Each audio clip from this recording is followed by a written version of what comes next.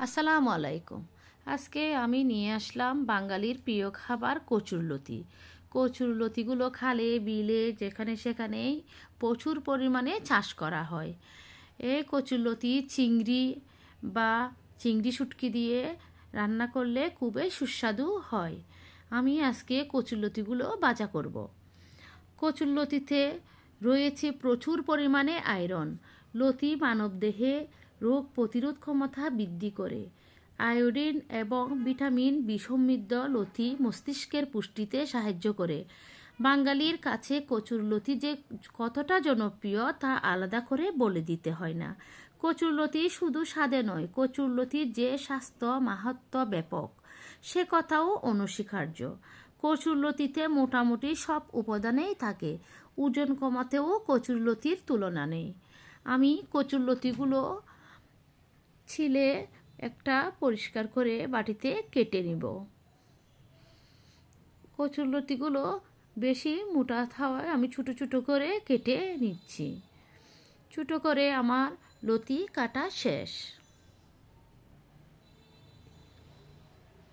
এরপর আমি কচুরলতির জন্য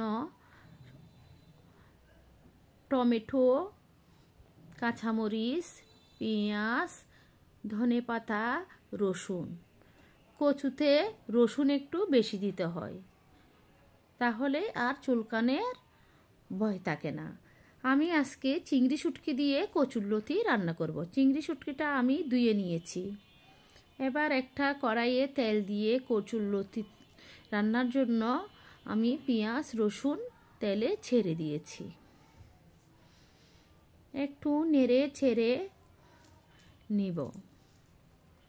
তারপর আমি পরিমাণ মতো লবণ দিয়ে দিব।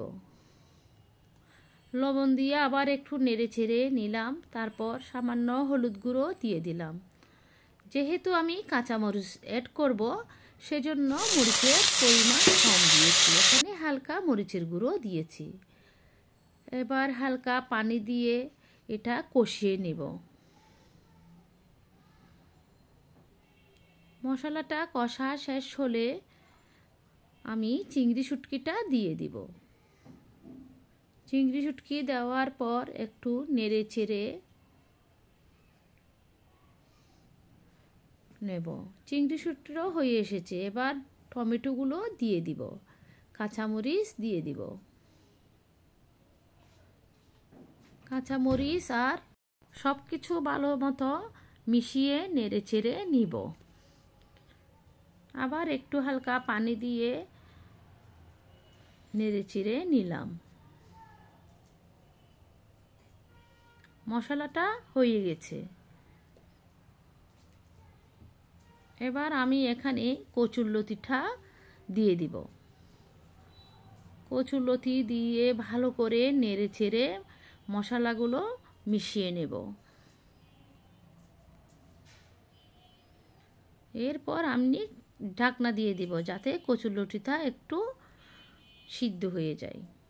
এরপর আমি ঢাকনা তুলে আবার নেড়ে চেড়ে দিব। কচুরলতিটা প্রায় সিদ্ধ হয়ে এসেছে। আবার নেড়ে চেড়ে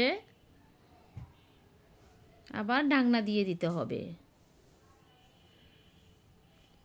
একটু রেখে আবার ঢাকনা তুলে আমি ধনেপাতা ছিটিয়ে দিব।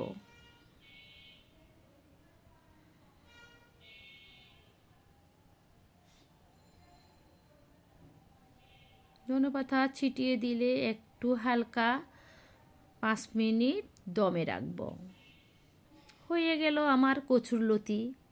গরম গরম ভাত দিয়ে খেতে কচুরলতির তুলনা নেই। আল্লাহ হাফেজ। সবাই ভালো থাকবেন। আগামী দিনে অন্য কিছু নিয়ে আসব।